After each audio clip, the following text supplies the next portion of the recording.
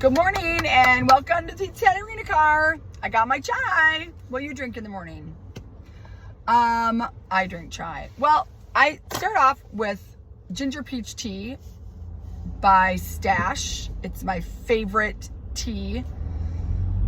And I have 2 cups of that, and then I drink my chai.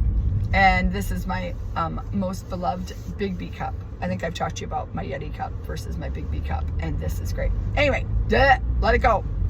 So what is happening today? Today is so exciting for me. And Pizza Katarina, but really for me, this is one of those moments that I feel like a big smug dick. Like I am like a big smug asshole right now. I am feeling so, what is the word? I'm feeling so smug. I'm feeling smug. I'm feeling smug because I did it. And you know, as women, so this is one of the tricky things about being a woman, in my opinion. Look at my hair. It's been smooshed down by my hat. Not that you care. And I don't even care if you care, because this is not a beauty contest. And if it was, I would totally win if there were no other people in my category. I've been up since 3, so give me a break. Anyway, I'm feeling smug, and it seems as though it is very challenging for women to own their accomplishments. Oftentimes, the women that I know, and for myself, and I'm a pretty proud peacock. I'm not necessarily or often ashamed, or not ashamed, but like I'm not one of those people who's not willing to toot my own horn. But when I start to toot it, I do feel like I need to not be so boisterous about my accomplishments, where the men that I know that own businesses, and the men that I know, except Jimmy is the opposite of smug. Although sometimes yesterday he was in a pretty bad mood and he was feeling a little bit dickish, but in a not super great smug way, but like in the, I'm the one who does all the shit around here. And he wasn't even talking about home. He was talking about work. Although he does all that shit around there too. But anyway, women that I know struggle with owning their success and accomplishments. And there's been a lot of reasons why I'm here. But reason number 1 is I did this.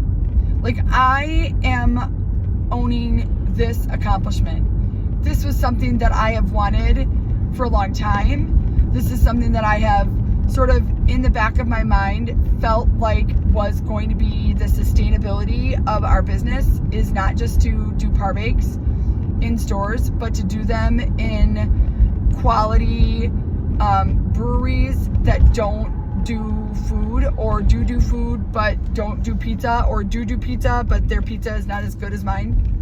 And yeah, my pizza's better.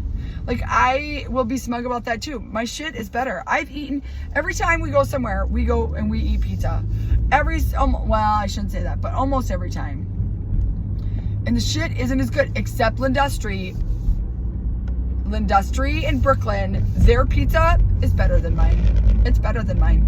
Their pizza is better than mine. I can say that I have not ever eaten pizza that I felt is better than mine, except Lindustry. I took a bite of his pizza, and I was like, oh my God, I think I just fell over. So I think it's better than mine. I also think that the white is better than mine at either John on Bleecker Street or Bleecker Street. I can't remember, but they're the ones that sold only whole pies. They don't sell slices. I think that their white is better than mine. I don't know what, I really don't know, but their white is better than mine. I've fashioned mine after theirs because it's so fucking good, but it's better than mine. Like, what I remember about their white pizza, and when I eat my white pizza, I'm like, I still don't got it quite yet. It's really good white pizza, and theirs is better. So I can acknowledge when other things are better than mine, but I will tell you right now, those are the only two things that I've eaten. Their crust wasn't better than mine, but their white was better. Not their crust. Their crust wasn't, but their white was, like the white ingredients. Anyway, I'm gonna move on to say, today they start selling our par-baked pizzas at Bell's. And I can't even, I mean, I can begin to express, because I'm doing that right now, but that is a huge, huge accomplishment for us for a lot of reasons. I have a lot of feelings about it. And they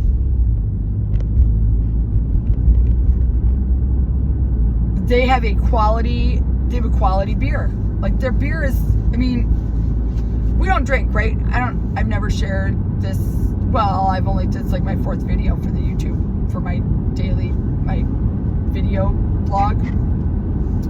But they, Jimmy is an alcoholic. My husband, Jimmy, is an alcoholic and hasn't had a drink in 8 to 10, maybe more years, but quite a really long time. And I drink on occasion, but not often. And I don't drink beer. And I don't drink beer because that was his jam. That was his go-to. Jimmy loved beer. And Jimmy loved Bell's beer. Oh my God. Oberon was like... Anyway, so I don't drink beer because I can drink around Jimmy and he's okay, but I don't do it often, but I wouldn't do beer. I just wouldn't, because that, I don't know what that would do. We'll walk through Meijer and we'll walk through the beer aisle sometimes, and he'll like look at prices and think about when he would drink and how much he loved it, and so I wouldn't drink it. However, when I think about Bell's beer, I think about a quality beer, and my pizza's quality. So they're purchasing our par-baked pizzas to sell out of their restaurant and cafe bar. Feels like a super great pairing. And granted, these first couple weeks are all going to be about whether or not they have the demand to continue. We think that it will. I think that it will.